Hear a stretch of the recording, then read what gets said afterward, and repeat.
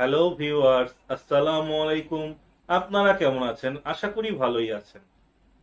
আজকের পর্বে থাকছে আমদানিকৃত পণ্য ক্রয় এবং ডিস্ট্রিবিউটরের কাছে পণ্য ক্রয়ের ক্ষেত্রে আপনি কিভাবে উৎসে মূসক ও কর কর্তন করবেন।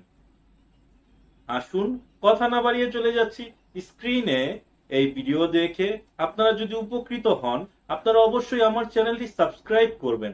এর পাশাপাশি বেল আইকনে ক্লিক করে রাখবেন, যাতে পরবর্তী ভিডিওর নোটিফিকেশন সবার আগে আপনার কাছে পৌঁছে যায়।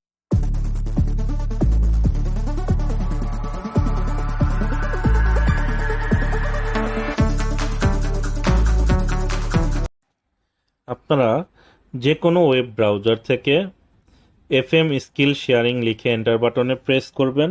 আমার এই ওয়েবসাইটটিতে চলে আসবেন। এই ওয়েবসাইট থেকে আপনারা ব্লগ সেকশনে যাবেন। সার্চ বাটনে সাপ্লাই লিখে এন্টার বাটনে প্রেস করবেন। How to calculate tax and VAT from contractor bill or supplier bill, এই ব্লগে চলে আসবেন। এখান থেকে আমরা কন্ট্রাক্টর এবং সাপ্লায়ারের বিলের উপর কিভাবে উৎসে মূসক ও কর কর্তন করতে হয় পূর্বের দুটো ভিডিওতে আমরা দেখেছি। আমরা এখন এই সাপ্লাই রিলেটেড আরও কিছু টার্ম আছে সেটা দেখে নেব। এখানে in which cases TDS not deducted from imported goods. তো আমরা যখন গুডস ইম্পোর্ট করি, ইম্পোর্ট স্টেজে আমাদের 5% TDS কাটে। ম্যানুফ্যাকচারিংয়ের ক্ষেত্রে 3%ও কাটে, অনেক বিল অফ এন্ট্রিতে আপনারা দেখতে পাবেন। তো এখানে নিয়ম হচ্ছে বি মাইনাস এ। বি হচ্ছে, এ হচ্ছে the amount of tax paid on imported good. 120 ধারার অধীনে যে পরিমাণ কর কর্তন করবে, এবং আপনাকে দেখতে হবে 89 ধারার অধীনে কর কর ক্যালকুলেট করে দেখতে হবে যে 120 ধারার অধীনে যে পরিমাণ কর কর্তন করেছে সেটা ঠিক আছে কিনা, অর্থাৎ তার থেকে কম কাটা হয়েছে কিনা। 89 ধারার অধীনে যদি কর আপনার বেশি আসে, তাহলে 120 ধারার অধীনের করটুকু বাদ দিয়ে অবশিষ্ট অংশ আপনাকে উৎসে বিল থেকে কর্তন করতে হবে। আমরা একটা উদাহরণের সহায়তায় দেখব। বিল অ্যামাউন্ট দেয়া আছে 5 লক্ষ টাকা।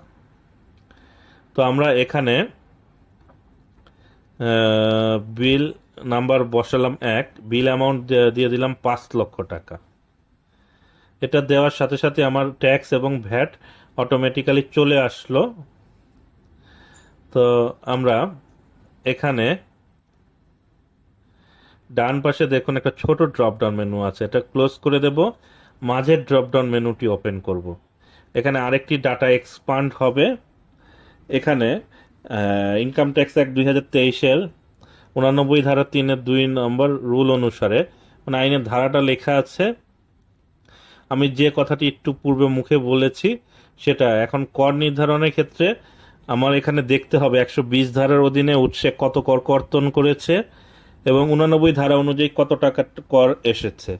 যদি কর বেশি আসে তাহলে সেটা কর্তন, এখানে 89 ধারা অনুযায়ী কর বেশি আসে তাহলে আপনাকে 120 ধারার অধীনে কর বাদ দিয়ে অবশিষ্ট অংশটুকু কর্তন করে রাখতে হবে।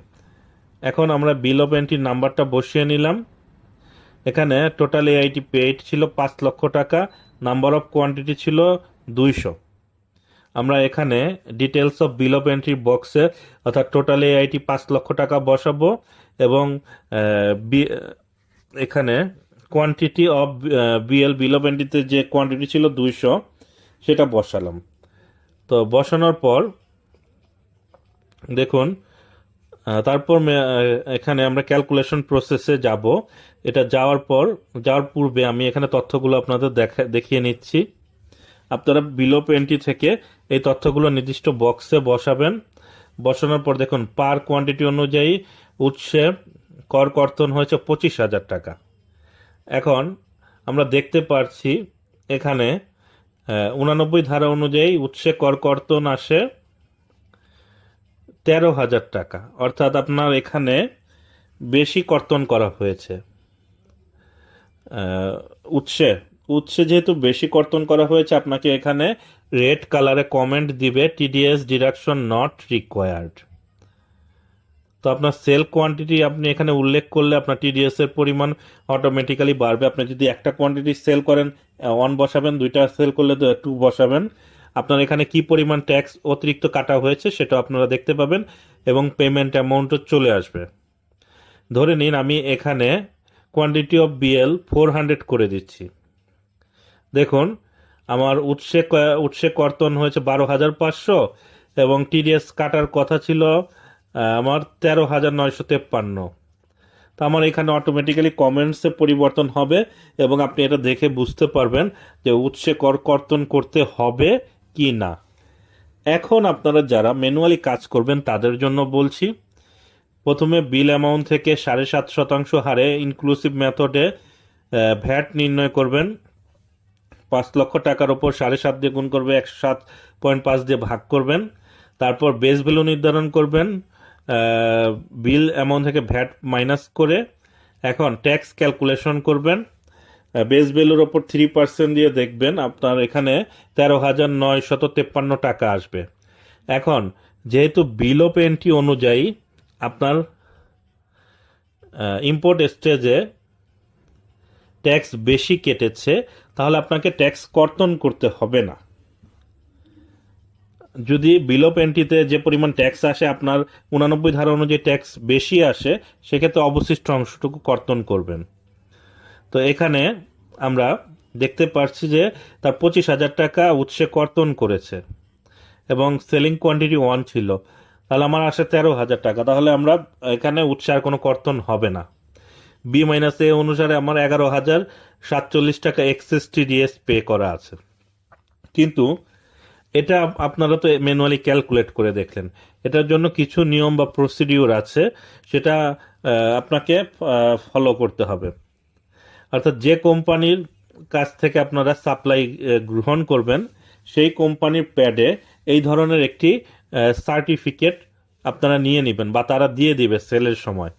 এখানে নিয়মটা বলা থাকবে 120 ধারার অধীনে এবং 89 ধারার অধীনে কত ট্যাক্স আসে এবং তারা কত ট্যাক্স পে করেছে বিল অফ এন্ট্রি অনুযায়ী সম্পূর্ণ ডিটেলস, এবং তাদের কোম্পানিতে কর অতিরিক্ত কর না কাটার জন্য আপনাকে চিঠি প্রেরণ করবে।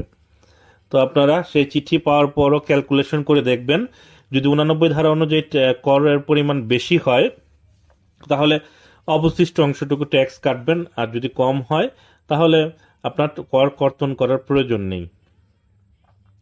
তো এইভাবে আপনারা ইম্পোর্ট স্টেজে কিভাবে উৎসে কর কর্তন করা হয় এবং ভ্যাট কর্তন করা হয় সেটা জেনে নিলেন। এখানে এখানে যে দেয়া আছে পিএনসি ইলেকট্রনিক্স লিমিটেড, এই তথ্যগুলো আপনারা পেয়ে গেলেন।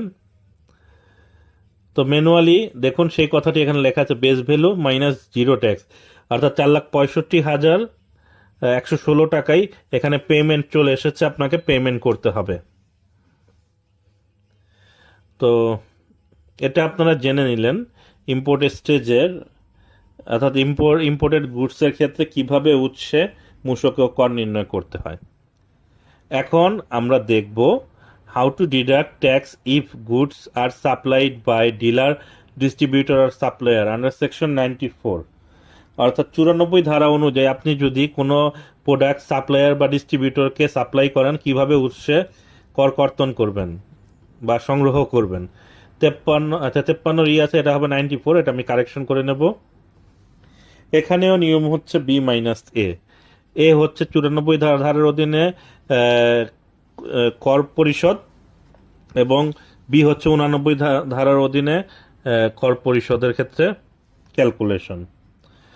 এখানে যে নিয়ম কানুনগুলো আছে সেটা লক্ষ্য করুন।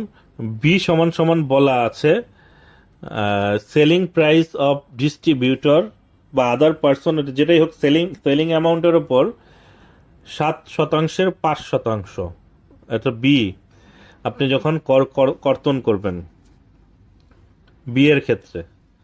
আর এ এর ক্ষেত্রে বলা আছে, এটা 94 ধারা বলা আছে যে সেলিং প্রাইস ইন্টু 5%-এর 5%, অর্থাৎ 5 × 5। তো আমরা এটা অটোমেশন ফাইলে কিভাবে করব, এই ডাটাটা মুছে দেব।